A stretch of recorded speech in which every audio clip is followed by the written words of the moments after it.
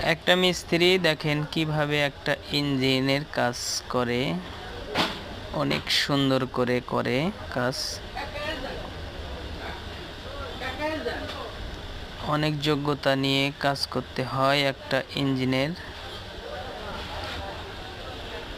এটা একটা মেশিন। এই মেশিনের ধারায়